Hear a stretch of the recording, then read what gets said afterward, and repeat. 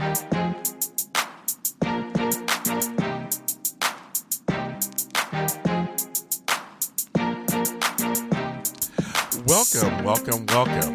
It is Friday, October 2nd. Am I right? It is. Oh my God, it's October 2nd. Friday, 2015. Welcome to the Super Organizer University Radio Show. I am James Lott Jr., the Super Organizer. Yes, the Super Organizer. And we're here today. It is October. I'm so excited. I like October. It's a great month. It includes Halloween and Columbus Day. No, I don't care about Columbus Day. But it does include Halloween. And with me to join me, Join me with Brian. With joining? Adjoining. Adjoining. Good morning. Good morning to you. How you doing? You know what? I completely forgot that it's October, and I made all these promises up and down to James that I was going to play bumper music. Yeah, you did. That's right. And guess what? I broke my promise, and I am a jerk like that, and I should not be trusted. Next Friday. You got no chance to redeem yourself. I'm pulling it up. You're pulling it up now. You're going to sell for the next time? Okay, so next commercial. We're going to have all commercials that are going to be. But let me just play this little sound effect real quick just to kind of make up for it. There we go. That's close to my own laugh. Kind of weird. I feel a lot better. Okay, good. We're good. The only one that we're not going to change is the last song because that gets me out to the weekend. Yeah, okay. That's fine. Yeah. But I told my mother we're going to have some October music. So we are here. It is October. Like I said, the summer is gone. It is gone for sure. Later on, we have a guest, Julie Ulmer. She'll be joining us about 10, 12 minutes in. But of course, before I begin, I always do my thanks and gratitude. And I have a lot to be thankful for and feel gratitude for. This was a great weekend time in my life right now. And here's why. I want to give a thanks to Cameron Lewis and Radio Millennial for making me their voice of their opening and other imaging. It's so crazy to hear myself. I think I played it 30 times. Like, it's me. It's me on a radio show. I'm not even a millennial. I'm old. It's crazy. The irony is just amazing. They are great. They're great kids. And they have a podcast every Sunday, 8 p.m. Pacific Standard Time, that we're doing. And you can hear me in the beginning. So tune in to them. They're great. I'm very honored to be on their podcast each week. And, it's just so great. You can go to my Facebook page, James Lott Jr., to actually hear the snippet. I also want to thank AfterBuzz TV for giving me the experience of creating a show. I was able to cast it, put it together, show run it. My show debuted last Sunday. That was the GH Report. It debuted at 5:30 p.m. Pacific Standard Time. And we have, right now, almost 900 views. So I'm very thankful to all the viewers who watched it and liked it and commented. People seem to be very happy to have a General Hospital after show. And so it was fun. My co-hosts, Frank Moran, Ladine Harvey, and Lucretia Leone, who've all been on this show, of course, did such a great job. And I'm just so very happy and thankful and live in gratitude I get to live my dream of creating programming. We had one hater, and that's okay. That's what happens. And that person wanted us just to recap the show and not have any opinions. That's not how it works. The show, we do both. But, that happens sometimes. What you do is you just push forward. People have their opinions, just like you have your opinions. Don't let it get to you. Just keep staying in your lane and work it out. So I want to thank everybody and gratitude to AfterBuzz TV. Last Saturday, I was able to shoot an episode of my upcoming web series, A Really Quick James Lott Jr. Show. And I want to give thanks and gratitude to the fabulous actor, beatboxer, educator, and my friend, Joshua Silverstein. He is all over the place doing all kinds of great things in different mediums. And so I was very fortunate to get him on a Saturday morning and film an episode. We did interviews. We did a word association. And then we had a really magical moment where I got to actually fulfill a dream of mine. And that was, while he was beatboxing, I read a spoken word piece. So I'm very, very excited about that. It was a lot of fun. It changed my life. I'm hooked. I want to do it again. He is so talented. It's nice to know that at my age, you can have magical moments still. That's just a lesson to everyone. Just, you can have magic. It doesn't have to stop at 20 or 30 or even 40. So it's really good. So I'm very excited about that. You can check out a piece of the behind the scenes on my Facebook page, which is The Really Quick James Lott Jr. Show. Check out the page, like it. And I have more episodes to film with amazing people who want to work with me. I'm just so fortunate. I just want to scream. I'm fortunate. Also, a new development that happened is in gratitude to my friends at DeadX Radio. They are based out of Tampa, Florida. And Chance Hancock's one of my buddies, and we started talking, and we have a collaboration coming up. I'll say more, of course. You can follow all my pages and everything, and I'll say more of what's going on. But right now, we're just making a little teaser. We're putting something together for their pilot for a show for them on Netflix. And so I'm so excited to work with these guys. It's very, very exciting. It's all about opportunity and experience. Just like do all kinds of different things. It makes the world go around. It makes my life just richer and fuller. And I'm excited to work with them. And it's Florida and California coming together. So I'm very excited with that. And last but not least, of course, I want to give thanks and gratitude to Lisa Kelly Woodruff, who was on my show last week, and I want to have her back, of course. I mean, I have more to talk to her about, and she's great, and it just was a great collaboration with her coming together with the Professional Organizers Think Tank on Facebook. If you haven't seen it, go there. Even if you're not an organizer, you want some information about organizing or talk to organizers, that's a great one. You can find her stuff on my Facebook page, The Super Organizer, or my Twitter, The Super O. So thank you, Kelly, for being on my show. All right. So as we get in, before we have our guests, I'm going to talk about a few things like I always do. And this is something I want to put out to everybody out there. And what you need to do is you need to go on my Twitter page or my Facebook page. You can post these questions. But I'm writing, blogs. I write blogs just about every day, thesuperorganizeruniverse.com. And I have tons of ideas, of course. But I also get inspired by clients and people out there who have ideas or things they want to know. And bring up topics. I'm like, yeah, that should, what do you do about blank? So I'm asking you guys out there, if there's a certain topic or specific question relating to organizing, life coaching, travel, products that you have, and you'd like me to talk about it, send it to me. Tweet me. Facebook me.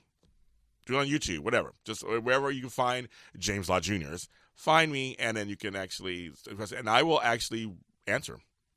Probably in a form of a blog. So you'll help influence me, and we're on this together anyway. I'm here for you, you're here for me, work together. So that's something that's kind of fun. So if you have that, again, the Super O on Twitter, James Lott Jr. on Facebook, the Super Organizer on Facebook. My YouTube channel is the Super Organizer James Lott Jr. So in any of those, you can find me, and like I said, just tweet me a question. Okay, so I'm going to give you a little tip today. It is Friday. Right, a lot of you may be home this weekend. Some of you may not. Some people work on the weekends. So you can do this during the week or whatever. But there's a thing we call hotspots. It's a thing in our industry we call hotspots. And every home, office, space has one. Some have several. The question is, do you have a hotspot? What is a hotspot? Okay, so what we can define a hotspot is an area that starts out a little messy and then eventually takes over your life. That was a little dramatic, wasn't it? It starts out as a little area that, there's a few pieces of paper, and then you can't see the couch. So that's your hotspot. It's an area you go to over and over again that is used for clothes or books or papers or boxes. It's an area that's just easy to get to, and that's the hotspot. We all have them. I have one. I have a hotspot. I'm not going to tell you where it is. I'm just kidding.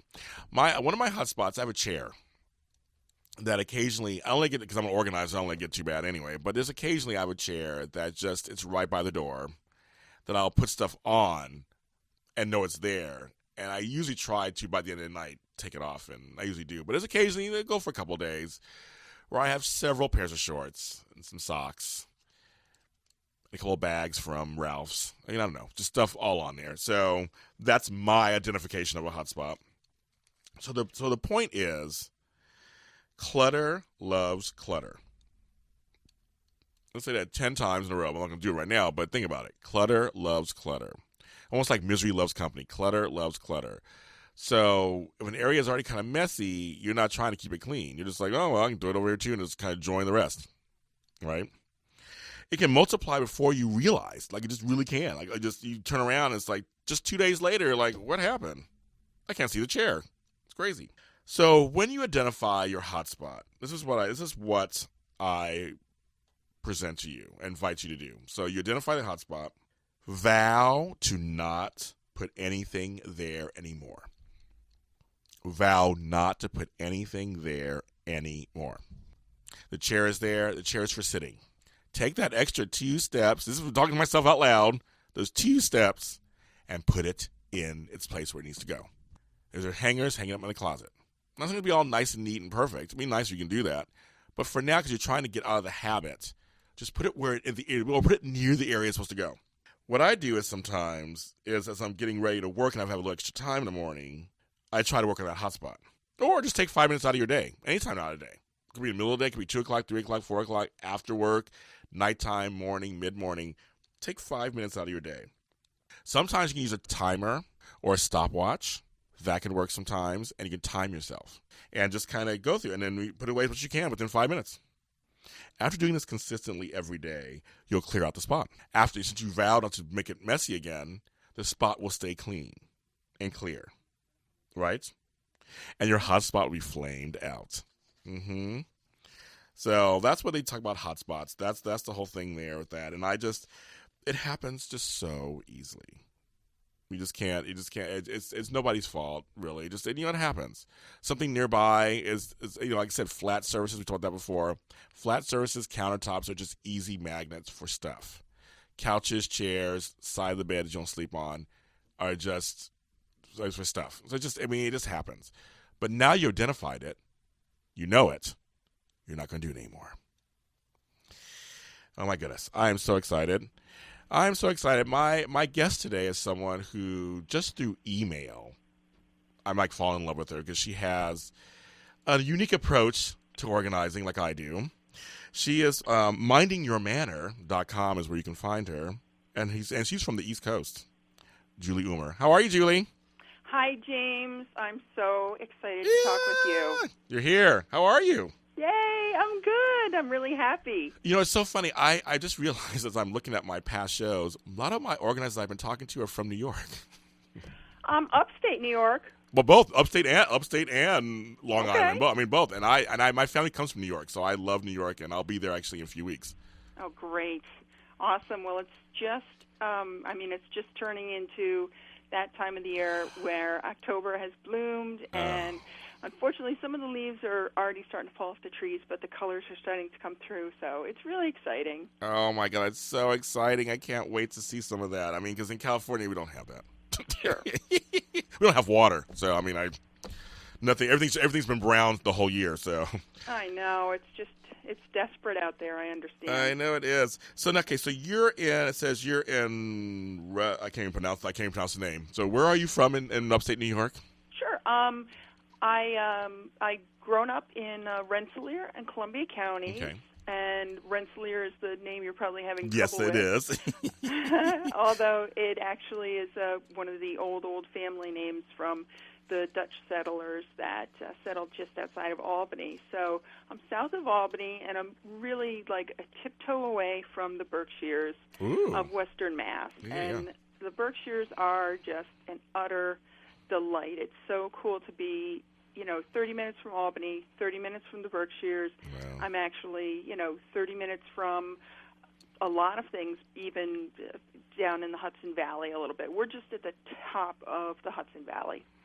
Are you near Buffalo or Seneca or anything? Are you near there? Nope, that's way out in western New York. That's what I thought. Okay. I'm right on the border of Massachusetts. Okay. So I actually have clients in now 3 different states and 4 different counties because we're just on the corner of Mass and just 40 minutes away from Connecticut. Yeah. And of course, the great capital of New York State, Albany. Yes, that's right. Well, that's funny. I love the East Coast because all the states are so close. Because I'm going to New York to visit my gran, and then I'm going to Boston for an event. But I'm also going to Connecticut for another event, like the next day. I just love it up there. It's so just green, and there's bushes and trees and flowers, and I just love it. Sure. Well, this is the best time of the year, so you're going to enjoy it. It's just the temperatures are cooler, the colors are pretty. Even just shrubs like sumac put out a brilliant red, and I love it. It's my favorite time of year.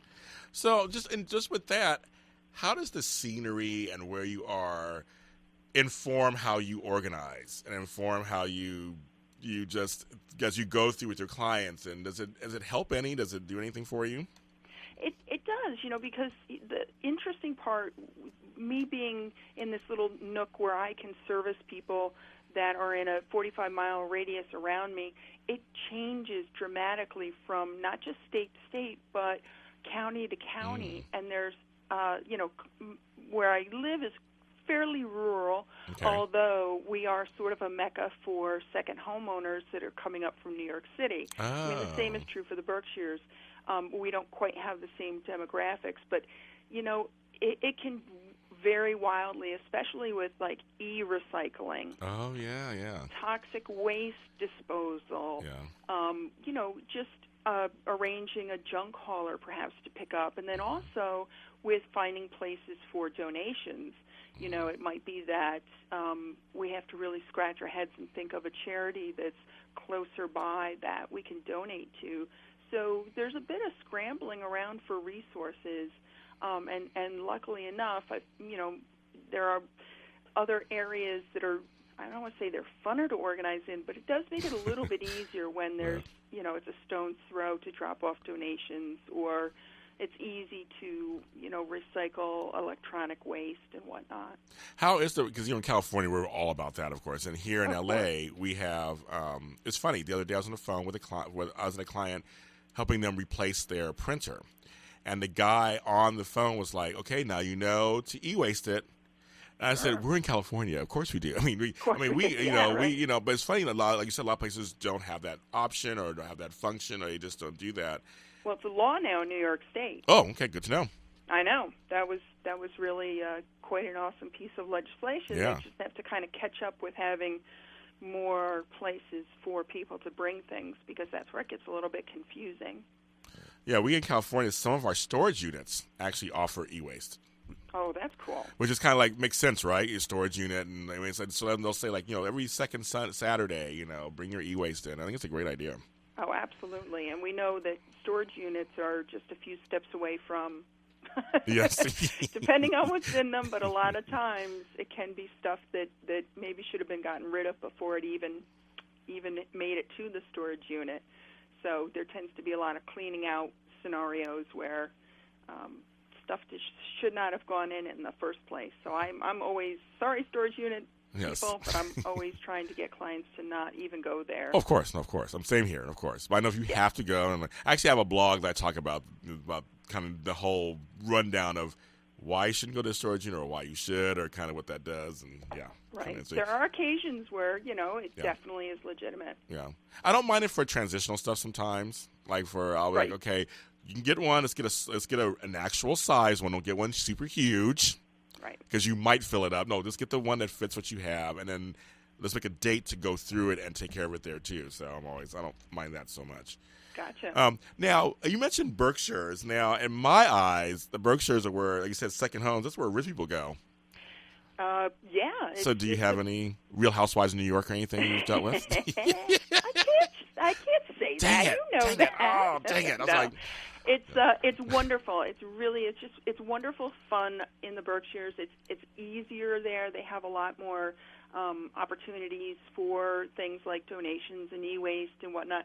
But it definitely had been many years ago, and continues to be the sort of the playground for the rich and sometimes famous as well.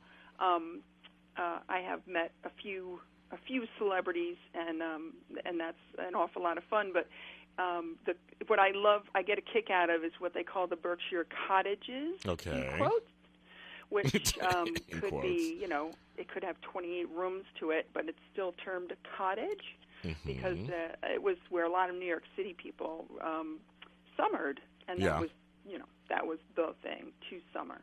So, yes. But it's also ridiculously beautiful. I think it would. Can we say? I mean, there's the Hamptons, of course, it's the other place. I would think the Berkshires were prettier. They're so lovely, and they're so scenic. Yeah. And there's one road that I go down all the time. It actually reminds me of a curvy, windy road through the redwoods in Santa Cruz area. Yeah. I've done that. Yeah. and it's just like that, and it dumps you right out. You just tumble right at the base of the mountain where Tanglewood is. Wow. And, Tanglewood's the summer home of the Berkshire Symphony. Oh. And it's very zhezhe. There's candlelight picnics on the lawn at Tanglewood, and it has a neat history though too, which is enjoyable. I love history, which is one of the things what I love about when I'm going through people's homes and love antiques and vintage and. Yeah, I went to some beautiful antique places in Newburyport, Massachusetts, outside of Boston. I was just like, oh my God, I see why people buy stuff because it's so. I love history also. I've always been a history person, so I love seeing old pots and old these things. I love that stuff. It's great, it's solidly made.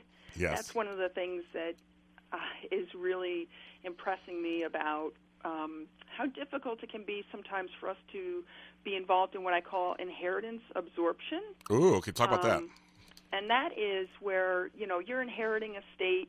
When we think about inheriting a estate, we think money, money, money. Right. But of course. a lot of times it's not so much money, it's the stuff. It's parents' estates or an elderly aunt's estate, etc. Whatever we're inheriting, a lot of times there's some really nifty stuff. There's great, antiques or furniture that was made by hand. Yeah. It might not necessarily be an antique, but at least it's well made, etc. And, it's hard for us to pass up on these things. What I see happening in a few generations is, some kids are going to be like, really, Mom, your IKEA stuff? I mean, no offense against IKEA, but... whereas, we are still getting the nifty stuff from, generations ago where it was passed down. So, what is some of your tips about that in terms of when you're with a client who's like, because there's a lot of sentimentality in there, but their house there's no room. I mean, there's very little room. Sure. What are some of the things you've got your own house, and you're now going to bring in what? The contents of an entire another home or partial contents? I have a lot of clients, unfortunately, that do, the first thing that they do that I advise highly against is things go into places where they shouldn't be, and that most of the time means basements. Oh, yeah. And unfortunately, 9 out of 10 basements that I go in are already sort of compromised with mold and mildew issues. Ugh. And it sits there, or it goes, let's say, fabric or clothing goes straight up to an attic where it's sitting in the heat, or it's exposed to rodents, or, it just, I understand how difficult it is to deal with it right after a death, a situation like that. I inherited parts of my dad's estate a couple of times over as we downsized with him, as he, had transitions into assisted living and that sort of thing. And it's difficult, you desperately want to keep the wonderful things because, I mean, he had all these wonderful things he brought back from the Korean War. Oh, wow, okay. Nice stuff, but I can't double the size of my home just because I am brokenhearted about the idea of giving something like that away. So a couple of things comes to mind, one of which is that, yes, I know it's hard to face right here, right now, or just shortly after someone has passed. However, let's not, as we all know, what's going to cause clutter. Let's not defer the decision. We're gonna face this with a friend, perhaps, or another family member. Okay. Trying not to do it all by yourself, and wrap up some of the reminiscences of the actual piece. Wrap it up in your arms and embrace it. And then it's like, listen, let's just keep the best of the best and lose the rest. I like and that doesn't mean what you're keeping is of great monetary value, or it's the super sparkly, awesome thing. It could be something as simple as I have a little tiny crocheted Humpty Dumpty piece that belonged to my grandmother. I mean, it's really insignificant by its looks. However, she had purchased it, or it had been given to her by a Shaker, and the Shakers were this society, a group of communal living people that believed in the second coming of Christ in the form of a female. Okay. And they made, if you don't know, the shaker furniture and the hand goods and the littles and the smalls and the yarns and the knitted, they produced seeds, herbs, tinctures. Very savvy people. But what I loved about them was their simple, very simple aspects. They lived very Spartan-like. Instead of, they built things into the walls and into the buildings so that drawers were built in and they didn't collect dust. Oh, okay. And they, used the shaker peg rail is something you might be familiar with. Yeah. Anyhow, so this little Humpty Dumpty doll came from a shaker sister that my grandmother had grown friendly with. So it means tons to me. Yeah. Does it mean as much as, her diamond engagement ring that I wear now? Absolutely. So when we keep the best of the best and we lose the rest, it could be the sentimental value, but it's just like, let's really take a look at this percentage of what it is we've inherited and how can we send other things on to their next home that, someone else could utilize.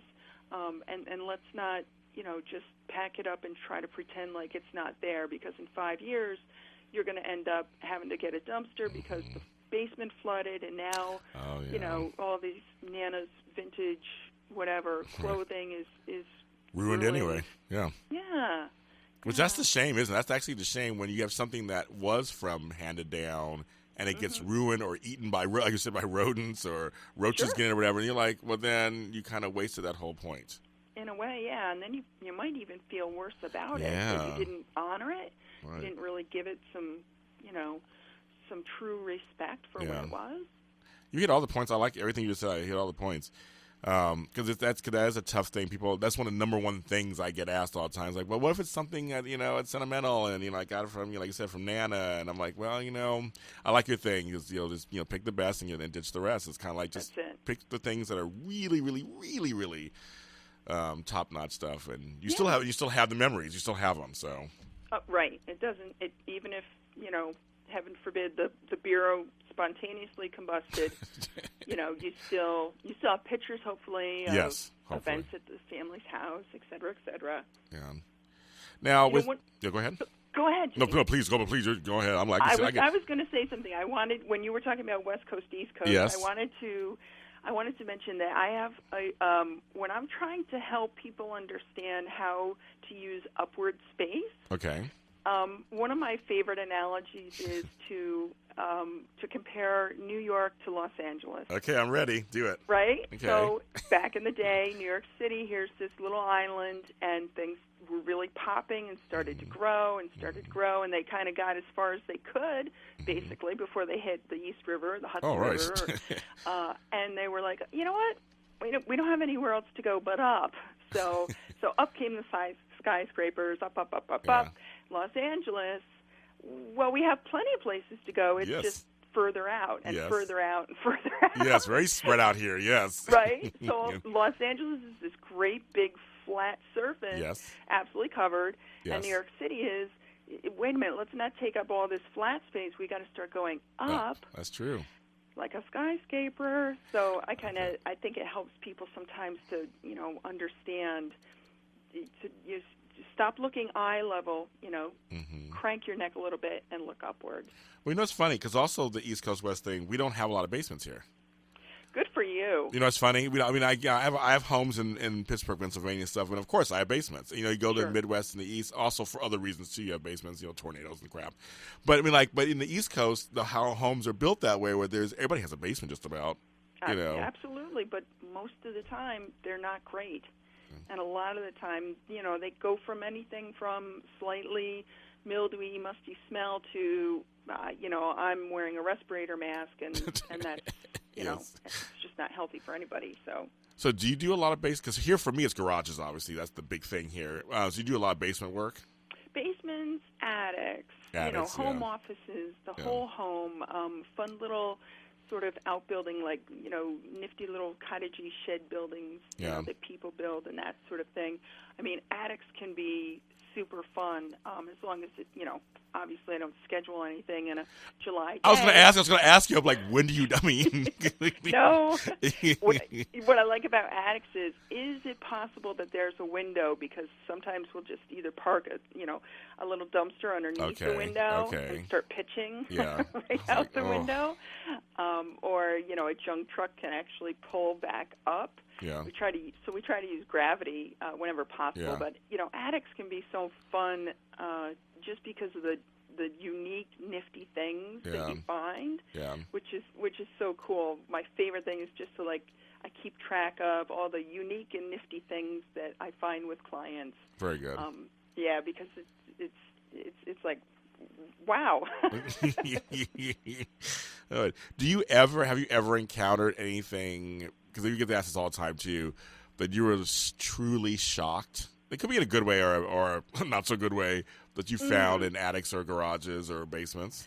Well, I'll tell you, I am frequently surprised at one thing. Okay. I did help a client find their diamond engagement ring. Wow. Which was it had fallen off of her hand due to a lot of weight loss. Okay. So she had no idea where it was in the house, and it ended up being on the kitchen floor. And when I had swept up sort of a pile of detritus, and I was checking everything. You have to check everything when you know something like that is missing. And I picked up a ring. I said, "Is this what you're looking for?" Wow. But one of the things which of course she didn't want to lose, one of the things that surprises me the most is when there are these cubbies of hidden money. Yes. Or lost checks. Yes. Or stocks or bonds. Yes. That fascinates me. Yes. Gold coins or jewelry. It's like when it really is it's different between being lost or just being buried in other stuff. It really shows how some of our clients who are chronically organized, perhaps, or even some that have hoarding tendencies or hoarders, it shows the level of unawareness about what it is that they're doing. That as they're accumulating things, something as dumpy as, a cheap vase from a thrift store basically almost has the same meaning as a stock or a bond. That's true. Worth hundreds of dollars.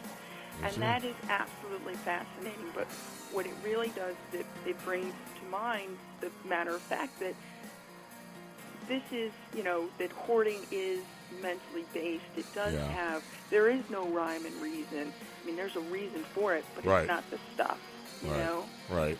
So I always find that, entirely fascinating that I'm going to potentially trip across, something that's taped underneath a desk or stuffed in the back of a book or also birth certificates, passports, marriage certificates, Where is this stuff right now? Yeah. I don't know. I know. Oh, my God. All right, well, that's number one. For me, I call it hassle avoidance. Yeah. Anything I can do to avoid a hassle. So, passports and we got to put this stuff in an important place, Right. Let's stop right there. We're going to take a little break and pay a few bills. Great. But I want to talk to you about the challenge of the Institute of Challenging Disorganization and Adam Carolla. So we will be back, folks. This is Super Organized Universe Radio with Julie Ulmer. We'll be right back.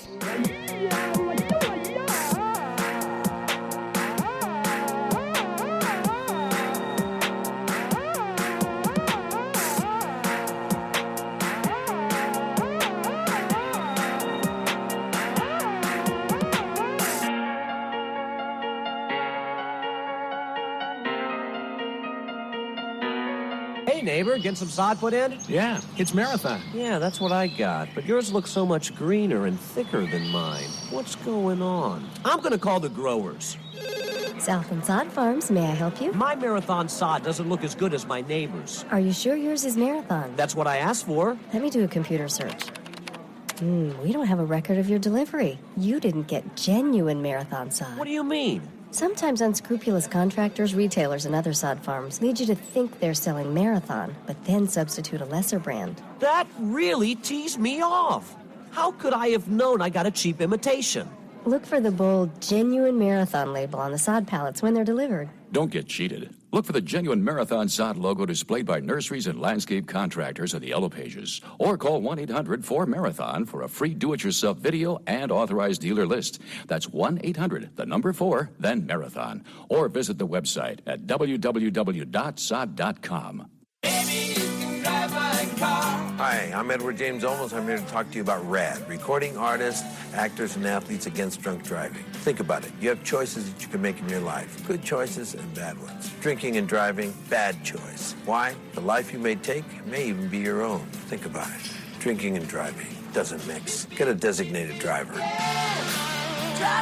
A public service announcement brought to you by the U.S. Department of Transportation, RAD, the National Association of Broadcasters, and the Ad Council. So, I'm a dog, and I just got adopted by this new human guy, and I'm starting to wonder how he got along without me. I mean, okay, something as simple as walking around the block. He's got this leash thing, and he puts me on one end and him on the other, and I'm just taking him around. I think he's afraid of getting lost. Without that leash and me guiding him along, I don't think he'd find his way back home. But it's kind of cute. A person is the best thing to happen to a shelter pet. Be that person. Adopt. Brought to you by the Ad Council and the ShelterPetProject.org.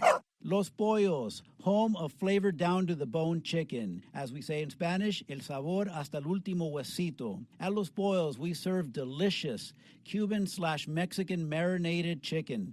We are cooking our chickens in rotisserie ovens to give you a well-seasoned, well-marinated, well-cooked, delicious chicken. We have 3 locations to serve you. In the city of Bell, we are located in 6201 Atlantic Avenue on the corner of Randolph and Atlantic.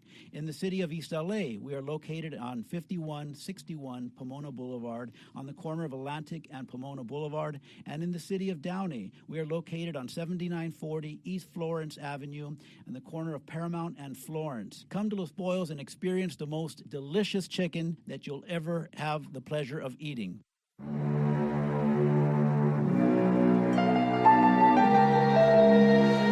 This music is hilarious.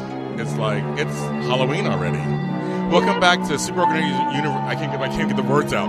Welcome to Super Organizer Universe Radio. I'm James Lott Jr., the Super Organizer, and we're here with Julie Ulmer. How are you, Julie? James, I'm excellent, and I love that you've brought up that spooky music and Halloween. It's my favorite holiday. Yes. And I want to tell you something. This is one of the most important things that I've learned from my clients. Okay, yeah. Is my love of Halloween is no different than their love of, let's say, Christmas. Oh, or yeah. Their love of crafting. Yeah. Or whatever it is that they're involved with, because it's a nursery rhyme that, little kids were taught. My daughter, I taught her not to yuck someone else's yum, right? Not to Somebody yuck else someone likes else's vanilla yum. ice Okay. cream, you like chocolate. Ew! Why would you like vanilla? It's obviously inferior. Let that go and let them like vanilla, for crying out loud. Yeah, exactly. Don't yuck their yum. And so when I'm in clients' homes, of course, we're trying to remain non-judgmental. That's right.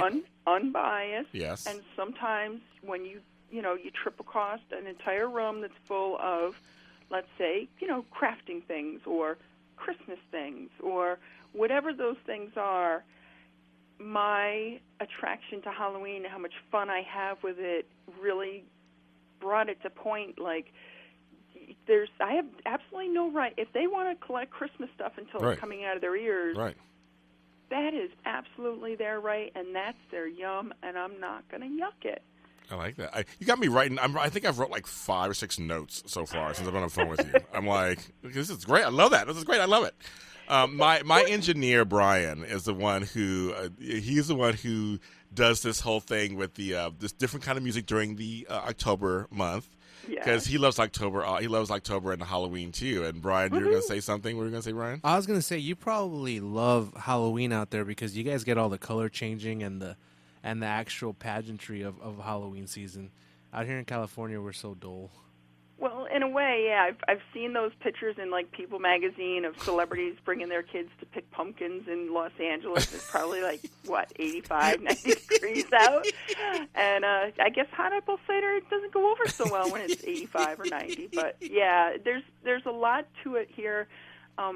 with the colors, but also what I love, again, going back to the history, like where I'm located is the backyard of Washington Irving and Ichabod Crane and Sleepy Hollow and that whole sort of, fantastical mystery. And it's just so much fun. And what I love about Halloween is there's no religious affiliation necessary.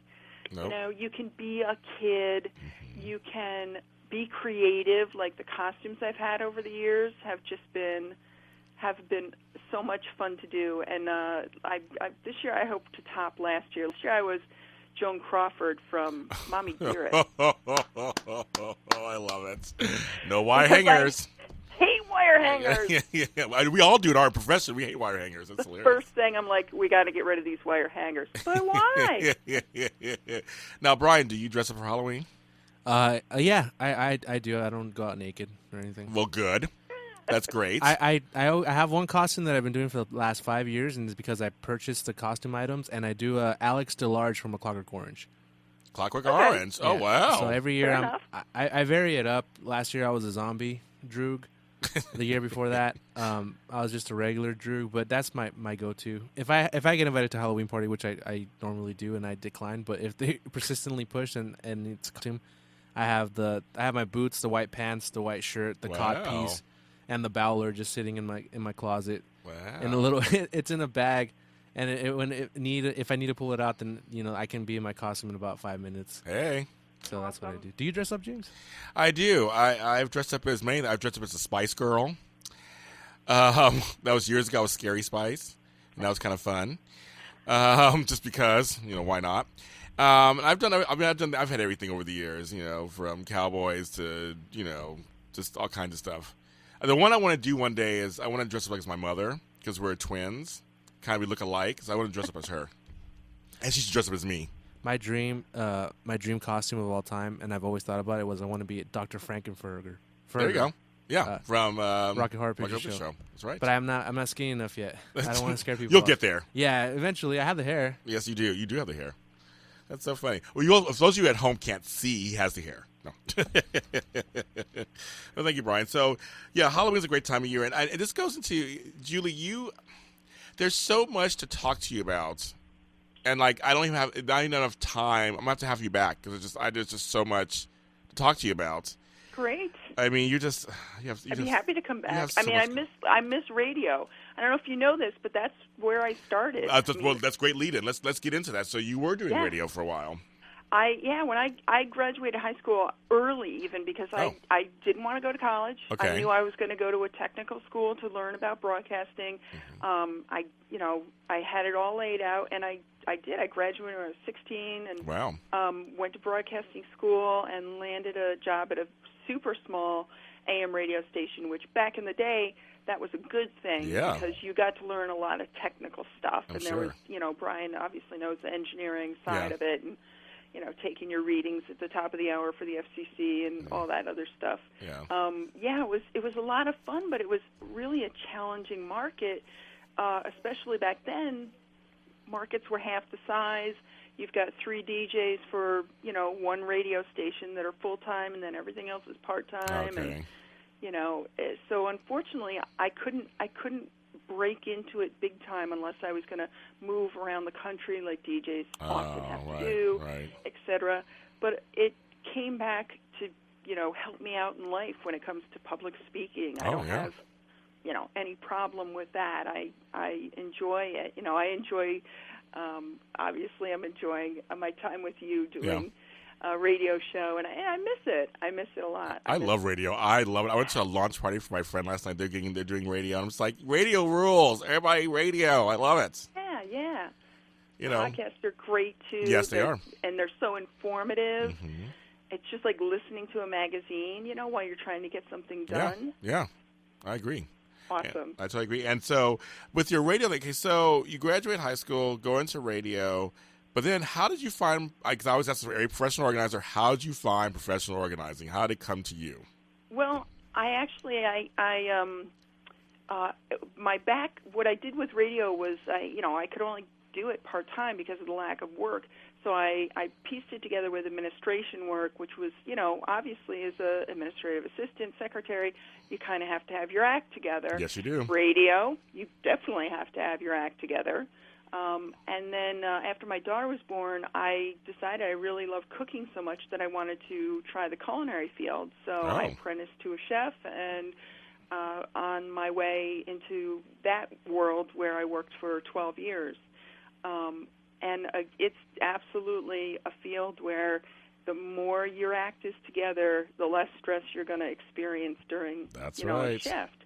And towards the end of that time, I worked in a pastry kitchen, which I was usually a savory chef. I didn't really like pastry too much because it's very precise. It's very exact in measurements, mathematics, and science, whereas I kind of like to sort of do the more, I don't want to say the BAM thing, but, Okay, Emerald. Okay, you're like, BAM! That's it. Throw it in there. But the, adding the salt, tasting, adding something, it needs a little brightness, adding lemon juice, etc. Pastry is like, here's the recipe, now do this. And I was I worked at a very, very posh hotel, and the pastry chef there was a very strong woman. It was her second career, and she had everything so organized. Everything was just recipe to the hilt, and everything had its place, and everything lived in its place. Yeah. And I absolutely loved it. So I started off I was taking care of doing some home management for people and taking care of their homes and helping them, get organized and schedule out nannies and whatnot. Yeah. And my client said, I don't know. I think you're really good at this because my underwear drawer looks just as good as the one at Victoria's Secret. I think you're on to something. Yeah. So, so I started out basically that way and did what most organizers do, which is our natural skills are there. Let's develop them by going over to our friend's house or family's house and, organizing some cupboards and doing some this and that. And that's how I fell into it, and I love it. I mean, I love what I do. I love helping people. I love, looking at their situation with a new set of eyes and saying, gosh, you probably didn't even notice it, but look at under here. You've got lots of space. Yeah, that's true. Or, I love it. All those little things that we do, and helping people during oftentimes it's crisis that they're facing, They've got to get out of a house, before the closing date, or someone's passed away and they're dealing with that, that stuff, or there's illness in the family and we have to make room for wheelchair use or, whatever. So, I really, I love that gratifying feeling of, Perfect. It's not so much every little book is in its place in their bookcase, but it's the smile on their face and the relief that they're feeling that, like I agree. I found my diamond ring, or I agree. Or this move isn't going to be as horrible as I thought it was going to be. Right. I was really dreading it, and I try to make it wicked fun. Of course, same. You like me, same here. You might as well. Pump up the tunes. That's right. We're here together. We're in it together. Let's just do it. Oh, it's 4:00 in the afternoon. Have a glass of wine, maybe. Yeah. I've done it a couple times. Yes, with certain clients. Absolutely. Why not? Absolutely. Let's make this as fun as what I'm awful. I shouldn't say it because I'll be barred from any national associations that I belong to. But I've had a little bit of fun with a couple of clients. With one was a fur muff that went to a fur coat, and the other one was a little stuffed animal. And we're putting things away and everything, and I pick up the little stuffed animal that looks like a squirrel or the fur muff, and I throw it in the air, and I go, wah! And then my client goes, wah! And then I look at him. I'm waiting for like either the "you're fired" or but what they do is they go, "Oh my God, you got me!" Yeah. And it's fun. Yes. It just pass a few minutes of time, and they brings a smile on their face, and it's great. I love it. Yeah, I agree. I mean, for me, my clients vary, and I know my audience, and what I do is there's times when I'll bring food in sometimes. I'll bring a snack in. I have one of my clients who always has good snacks for us, and it's always the same time. So, okay, now I'm hungry, and in the middle of our session, she'll go down and bring us like snacks, and we yuck, and we talk. But we're still organizing. We're still going through the papers. And, especially when you do like paper organizing, that can be the most boring thing on earth, but it's necessary. And so I try to make that especially fun. And we tell stories, and we kind of like because I feel like I always say this: I'm not working for you. I'm working with you. Yeah. And so we're together. And so let's like make our time in that space together. At least most of when I leave, stuff is done. Right. But also you go, no, I want James to come back, or I want Julie to come back, and I want you to come back to my house. Yeah, client told me, can you stay overnight? yeah. They were really stressed out. Yes. But yeah, we get I love having music in the background, and we get involved with it and goof around a little bit. Of course, you're altering yourself to the situation at hand. Yes. And that's one of the things that we do great as organizers. Feel out your audience. Yep. You know what you can get away with here or there, or what have you. And I've had a client say, "I'm glad you swear. It makes me feel more comfortable." Just a little, but yes. She said it makes me feel more comfortable. Believe it or not, just you're in their home. You're in their home, and they're real people, and real lives, real struggles. Yes. And you're respecting their stuff. This is their stuff, and it can be really tough for them. And so we need to be the biggest cheerleaders, the biggest support system. Sometimes you don't get it anywhere else, or sometimes they get it those few hours we're there together. Mm-hmm. So I completely agree with you. You know your audience, and I love my clients. I always have the best clients on earth. You probably have the best clients on earth too, but I have the best clients on earth, so I love them. I do, and I just appreciate them so much. A lot of fun, and I like the sort of the transference of skill part. Just turning things around a little bit in their brain in a different way of thinking. Like one of the things that I use to help people figure out how to determine a home or a zone or a center for things that live within their home is to think about it in what I call the department store mentality. Yeah. If you were to work in a big box store, or if you were to, I sent you on an errand to a Target or whatever, I'm going to ask you to get three things. I need you to get some light bulbs. I'm looking for some cotton swabs and tweezers, and I also need some kitty litter. Okay. Right? Yes. Where do you go for light bulbs? You go to the hardware section. Yes. Home improvement section. Cotton swabs and tweezers, you go to health and beauty. Cat litter, you're going to the pet center. And so when people are thinking about, how can I group together batteries, power strips, light bulbs, it's all kind of home improvement and hardware, isn't it? The felt pads to go underneath furniture legs so it doesn't scratch the floor. So when they're in their own home, let's stop and think, how could we group this together so it's as similar as it would be to a box store, because we're all used to doing that. We're all used to going into a store and trying to find what we need, right? Yes, exactly. Yeah. So, okay, so we're getting down to the last 8 minutes. It went by so fast. I know. This so is much crazy. Fun. So we will talk off camera, offline. We will talk, and you're going to come back because I want to talk. Actually, next time when I have you, I want to talk about the Institute for Challenging Disorganization. I love them, and I have the books, and I want to talk to you about them. She is a part of that, and just listeners out there. She's like me. There are organizers out there. They're not all one size fits all. We come in all different, types, but we're very professional. We respect your stuff. And some of us really want you to have a lot of fun while you're doing it because we understand this is tough. Mm-hmm. And, Julie, you're a great representation of that. So I want to thank you for that.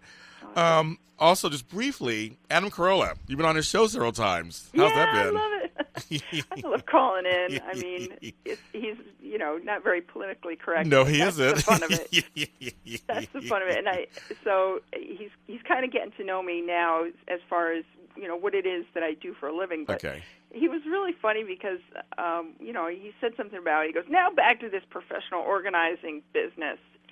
And he launched into a rant about painters or gardeners or other people on his home property that would come in and use a side door and not lock it behind them, sort of thing. And I was just, it's like, well, really, how am I supposed to be responsible for this? What is it that we're... So all I did was I could feed them tips. That's funny. what we do, right? We're troubleshooters. Yes, we are. Yes, we are. You know, and I'm like, get out those bright neon Post-its. Please lock the door. If you have to use the bright painter's tape, if you have to use verbiage that gets someone's attention instead of just saying, please lock the door behind you, you know, maybe use something like, hey, bozo, lock the door behind you. Or, to my darling wife, please lock the door. Or, you know, glitter nail polish all over the lock so it kind of stands out. Or, no, that's what is fun about, you know, what we do. It's all about troubleshooting and how can we make this better? How can we fix this? But I can't fix the people that work in his home. No, you can't do that. Sorry, Ace. We're good, but we're not that good. You know, that's so much fun. It's so much fun. You get to do stuff with him every once in a while. It's kind of fun, and very broadening your audience too. Yeah, I mean, listen, we are, as an industry overall, we're pretty white-collared, pretty straight-laced, you know? But then there's some of us that, you know, just a little bit more down-to-earth. Yes, I agree. And have a little bit of fun. I've met some of you guys, and some of you guys have been on my show. And so I want to give a little shout-out to my girl, Amber Farrell-Taggart. She's been on my show, and she's one of those girls who's she's a lot of fun, too. Great. And she's part of the professional organizers think tank like we are.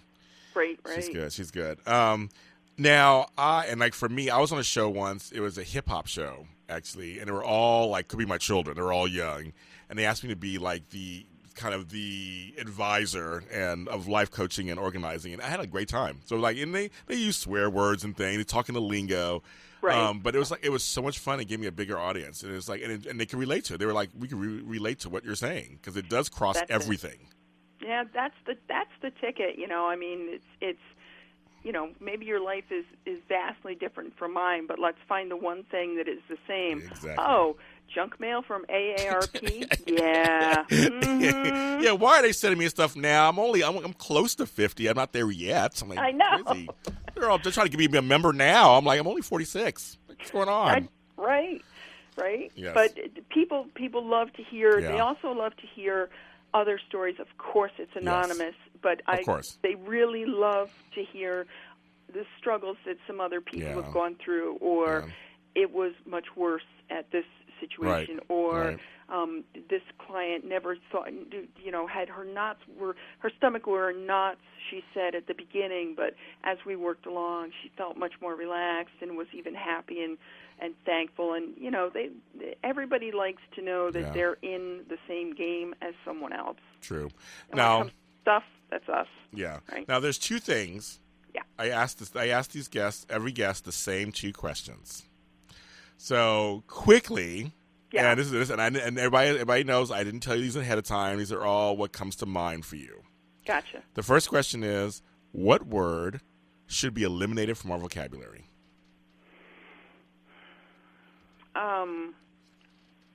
The one that drives me kind of bonkers that we hear way too much nowadays is, and it's probably two words, but I'm going to slam it together, super busy. Oh, I know. Crazy busy, super busy. I hate those super words. Busy. I hate those I am words. super busy. Right, you and everyone else is super busy. I like that. So No. let's really, okay, all right, so everybody's busy, so are you taking on too much maybe? Right. You know, spinning a few too many plates? That's true. Is Now, this the badge of honor? Now, what word do you think we should add back to our vocabulary? I want to take credit for it, but it's not mine. Craptacular. Okay. Bart Simpson enjoyed that word an awful lot, and I like it. It's really craptacular because sometimes we just have to call it what it is. That's right. And the euphemisms, you know. Yes. Oh, it's not downsizing, it's right-sizing. Well, I understand that, but logistically speaking and mathematically talking about this situation, we literally are downsizing. That's right. Julie, where can the folks find you out there if they want to find you? Oh, I'm on the web at mindingyourmanor, MANOR, .com, and there's links in there to all the social media like Facebook and Twitter is Minding Your Manor, and LinkedIn and Pinterest is Minding Your Manor and stuff like that. And I picked that name for one reason, well, a number of reasons, but the one reason I like the most is that I like us to be a little bit more mindful about our homes. Yes, perfect. They deserve respect, and we should respect them because God only knows how many people are struggling with not having a home. Yeah. Well, thank you so much for being on the show, Julie. We'll talk soon, okay? All right, James. Thank you very much. And everyone out there, I will see you guys next Friday on the 9th. Thank you.